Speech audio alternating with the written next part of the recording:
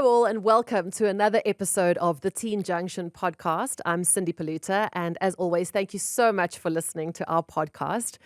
I don't want to take long getting into today's topic, but I do want to remind you that if there's anything you'd like us to discuss in future episodes, why not reach out to us on Instagram or Facebook? You can DM us confidentially. Nothing will ever be shared on a public platform of what you share with us.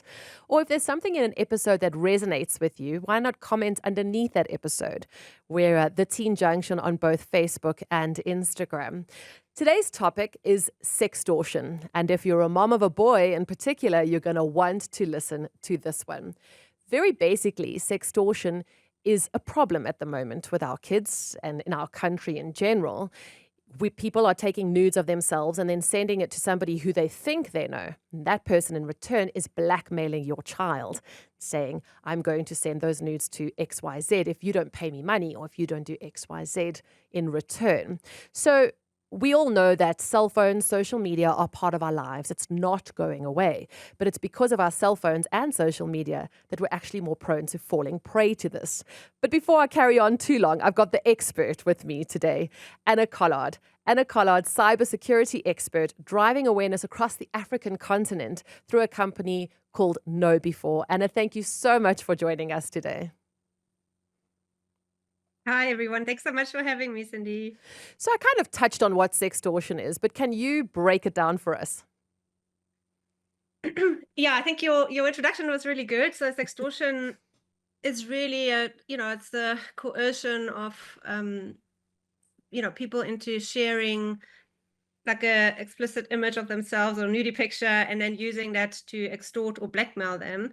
The trend that we're seeing now is actually a sub-form of that, which is called financial sextortion. And that's really a more organized form of that type of blackmailing that's driven mainly by criminals to sort of in a more automated fashion to financially benefit from that kind of crime. So it's no longer just, I don't know, like an ex-boyfriend or an ex-partner who gets disgruntled and then uses those images that may have been shared before, or somebody who's sort of bullying you, but it's a organized form of crime that's specifically targeted at vulnerable members of the society. And what I mean with that is adolescents as well as the elderly, to trick them into sharing those pictures and then like literally in a systematic way extorting them.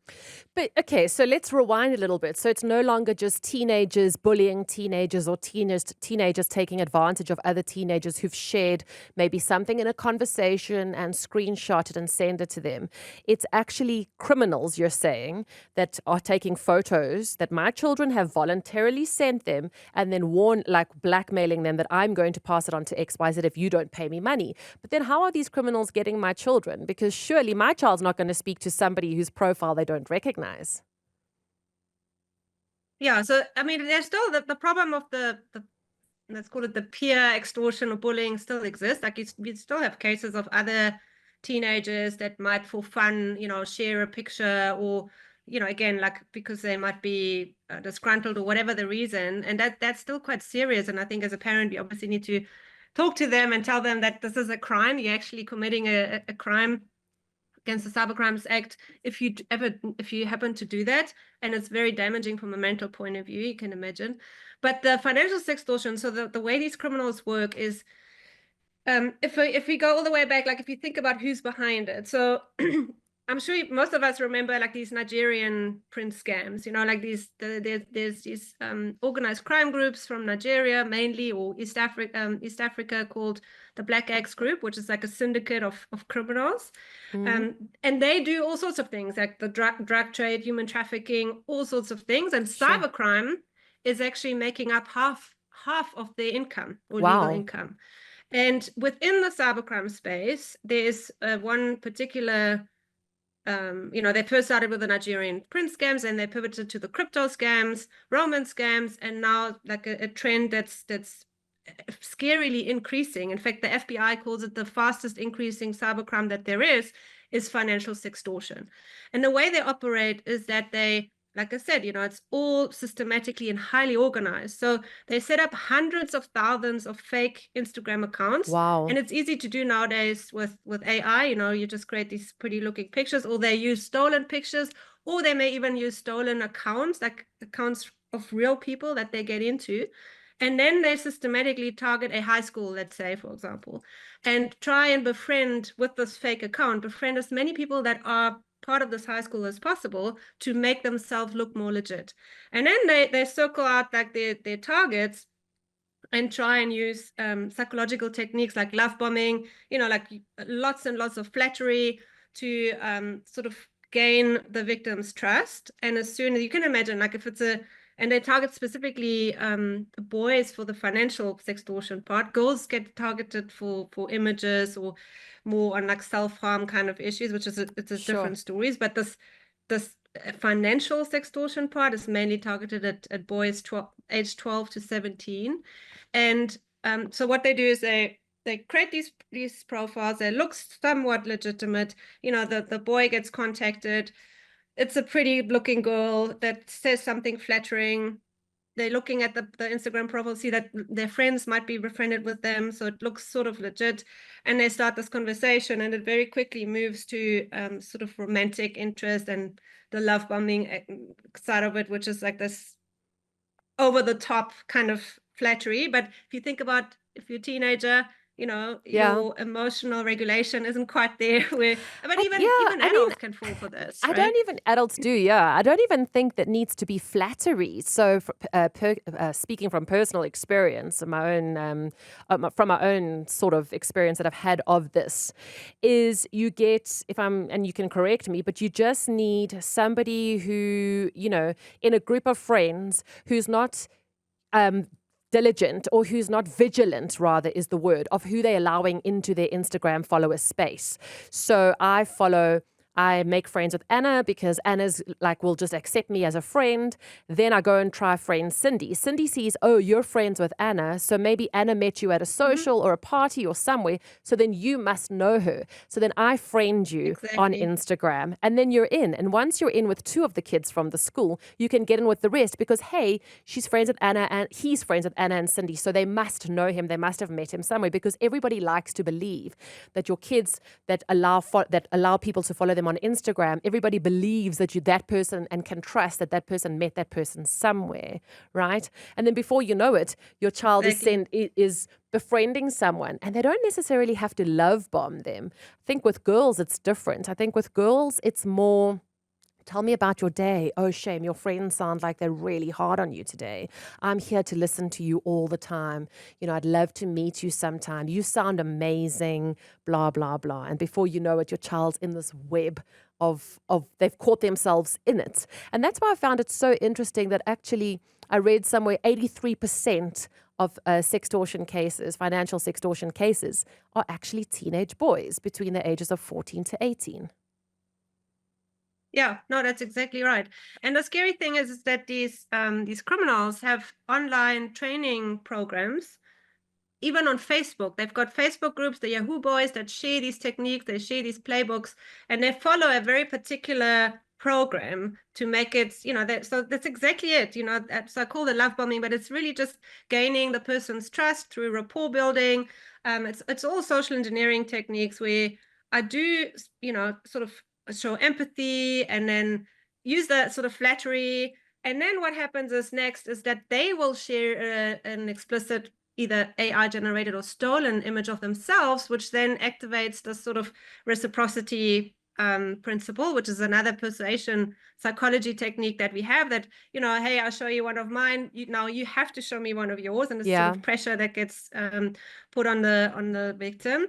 And literally, as soon as the person shares that nudie picture of himself, then the extortion process starts, which means they will bomb them with hundreds of messages saying, if you don't pay, we will share this. I've got a screenshot of all your friends. I know where you go to school. This will go out. And again, this is like psychology, right? So they put the pressure up to get the person's amygdala, the fear and the stress response, to activate. And they don't think critically anymore. And if you can imagine, if you get like bombarded with hundreds of messages that say, hey, if you don't pay, I'll release it, and you will be like the joke of the school, etc., all to get that person to be in sort of like a non-critical thinking space and highly emotionally activated. And obviously, the higher profile the child has at the school, the more repercussions they'll have. So, as a teenager, what do I do if Exactly. I find myself in this position? Or as a parent, what do I do if suddenly my teenager comes to me and they say, I found myself in this position? And you just mentioned it like before I go there, but you just said, and that's part of the playbook, is that they go after the kids that have statue, like the sports captain, somebody who's the prefect, like someone who's got a lot to lose will be again more vulnerable to this kind of extortion scheme, right? So they specifically go after these kids where you think they're high performers, they have it together. It's not like this idea of it's just the kids that have low confidence and can't like sort of control themselves. No, they this is like it's an organized crime that uses all these psychological techniques that have been worked out on purpose to trick literally anyone, right? And then so the problem then is when you think about it, like the absolute worst thing you can do as a child or as a victim is to then start the negotiation and show them that you will try get the money, because then they've got you hooked and then they will not let you go. But in that Paying moment, also means they will just you just want them to go away. So you're like, don't worry, I've got this. As the child, you're like, don't worry, I've got this. And then it's the parent, you're kind of going, don't worry, we can pay the money. Just, leave our child alone, So what do we do when we find ourselves in that situation if we're not paying the money? So if you pay the money, they'll just ask for more. They just Oh, ask for more and it will go more and more and more. So don't ever pay the money. So okay. the thing you need to do is like the first thing you need to do is sort of take screenshots so you have some evidence, and then block them. The best thing to do is like not just block them from Instagram and Snapchat, which is so that usually starts at Instagram and then they move to Snapchat. Just deactivate your account for a couple of weeks, go offline, because they will try and contact you on all the other platforms as well, by the way. And then what you can do, so block the communication, because they will try and put the pressure on.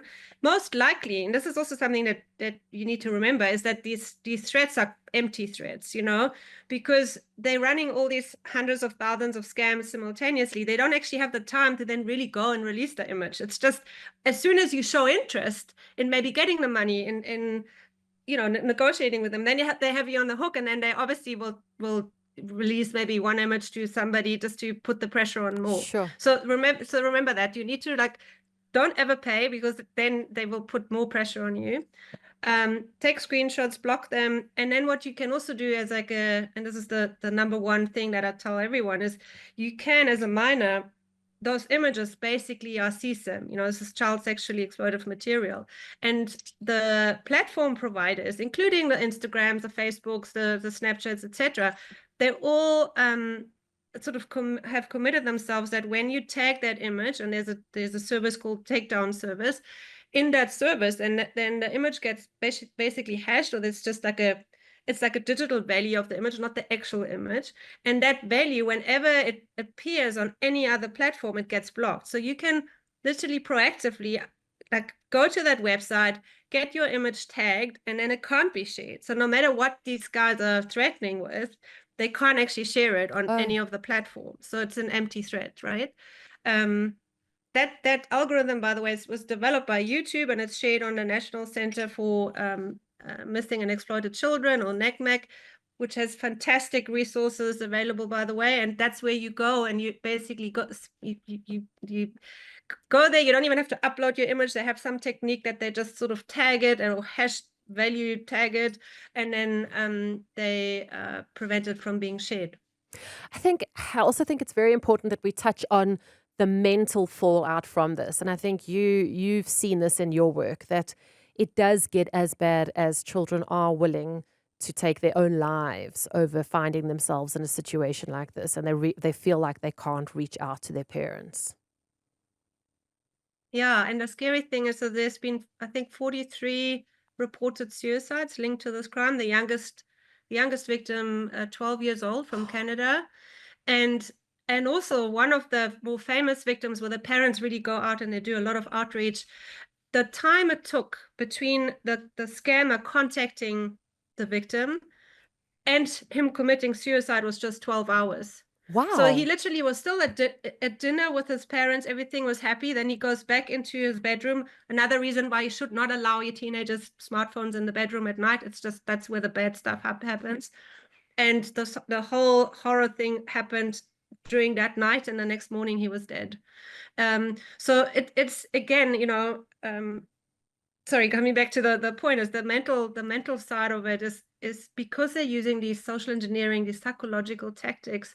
They know that adolescents are so much easier to be manipulated because of that, that myelination process that hasn't completed yet. So their brain is still in development. By the way, this goes all the way to the mid-20s, where if their emotions get triggered, and obviously, if you're being extorted with a naked picture of yourself, I mean, I still remember having nightmares of walking around naked in school. It's like one of the worst dreams you could ever things have. that can happen. Yeah. Exactly. Now that's what they feed into, and people always ask me, they say, Anna, like, surely these teenagers don't have access to a lot of money. And I'm like, no, they don't, but they're so easily manipulated. Yeah. So that's why, that's why, I mean, just to give you the numbers and proportions, in 2021, they had 140 cases reported to this National Center of Missing and Exploited Children. This is obviously more America, but also international numbers. So 140 cases. That number shot up within 18 months to 26,000. Wow. 26,000.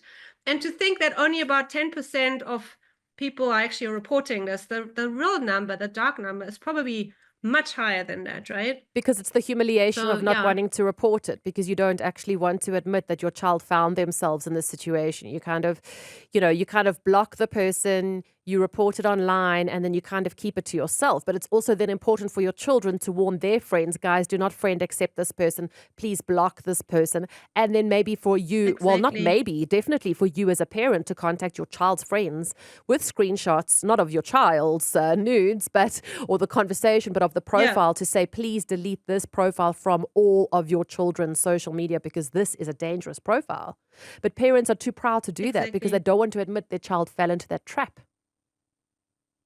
And that's where I think we have to change the narrative. It's also, people say, like, you have to just tell your kids not to ever share nudie pictures. And yes, obviously that's the first thing ever. Like, even with your romantic partners, just don't do it because it will be there forever. However, we know that sexting is a reality with the youngsters. I think 30% of them sext with each other. It's sort of normal.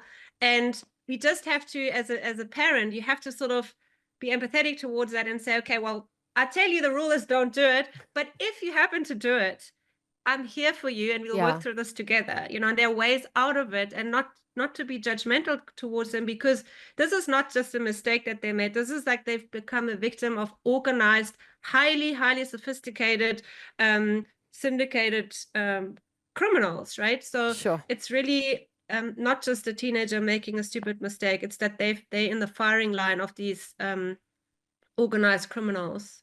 A tough lesson for everybody to learn. I think that's a really hard way to be, a hard space to find yourself in online.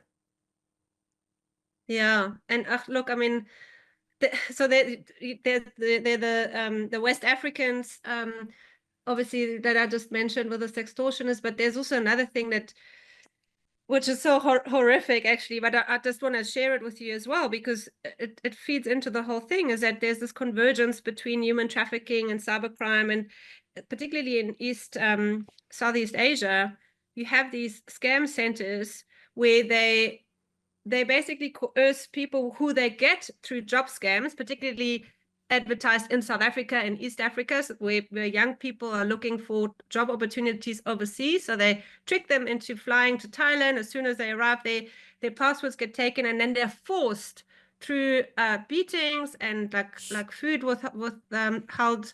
Like they don't get enough food. They're forced to commit these sextortion scams and pig butchering scams and sort of online scam in these massive scam centers. So now you're having not just the fact that a scammer is targeting, like an evil criminal person is targeting your children, but we actually have victims of human trafficking being forced into scamming others.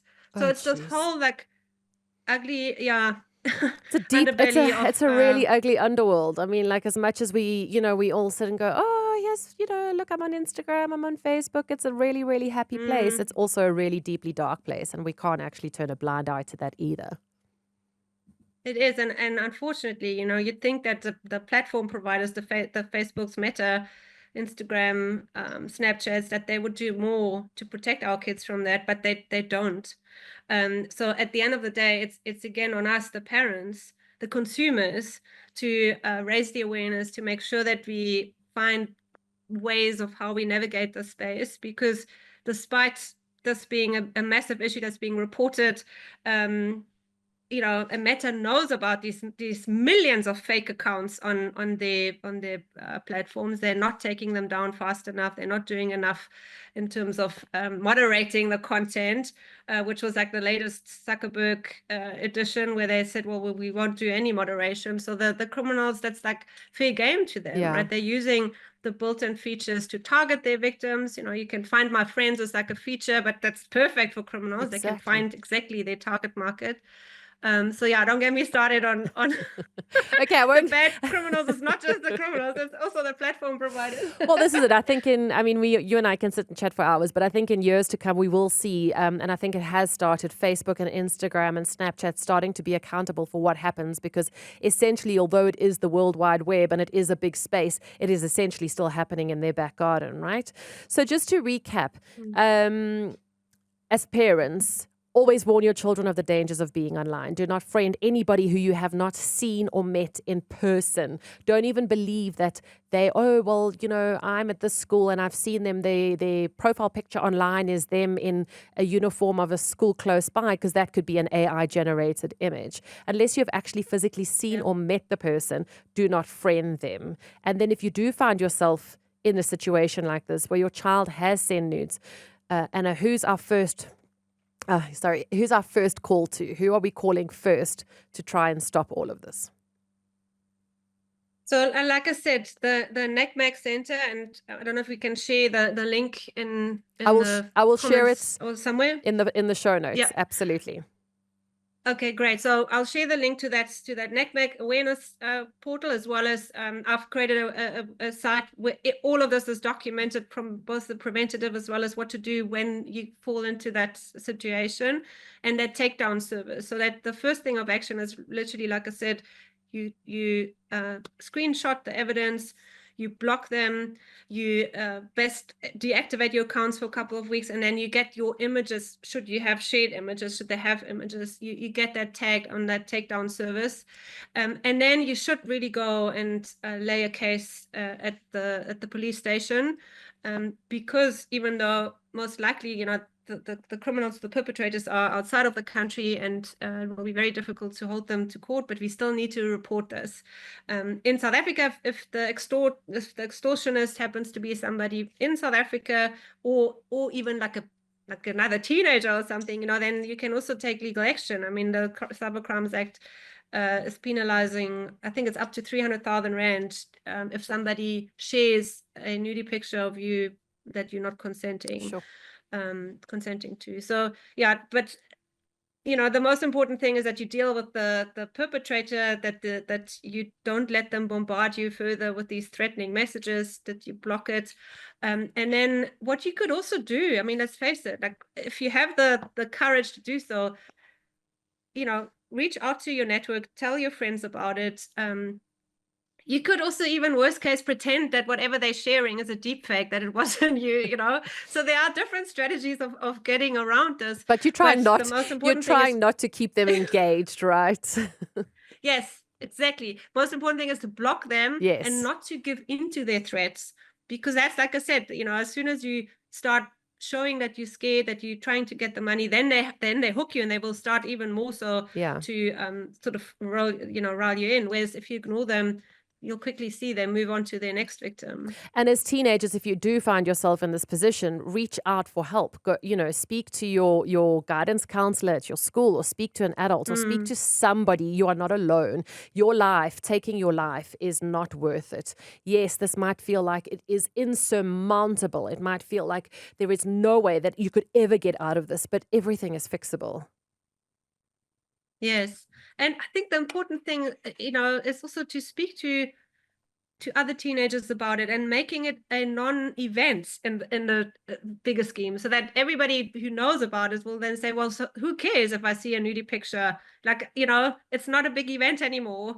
That's what I'm hoping, is that like the teenagers are actually fighting back against this, because I mean, this is not just like, in the past when we were young, so we had to like fight with drug dealers and sort of physical crime. But now you have literally cyber criminals targeting our children, It's targeting scary. them. It's So so this is like scary. an onslaught. And how do we fight back? Is to tell them, like the proverbial F off. Yeah. And you can't threaten us with Yeah. this, Yeah.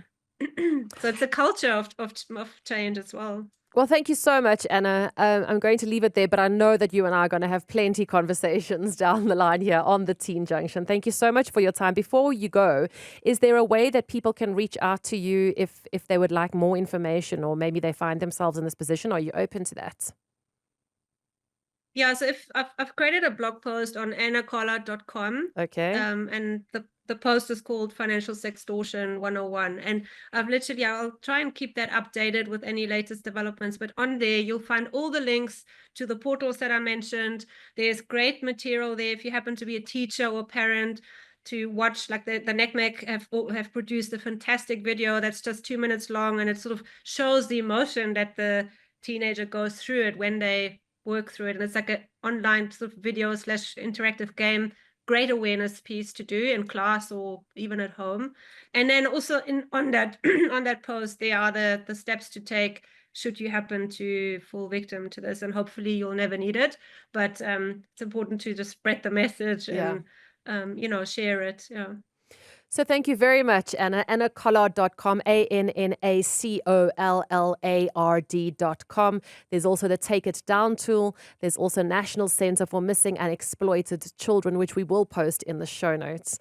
Thank you so much for listening to the Teen Junction again with me, Cindy Poluta. Once again, if you can go over to our Instagram page, the Teen Junction. You can go over to our Facebook page, the Teen Junction as well. All of this information will be there. Until then, stay safe and watch what your children are doing.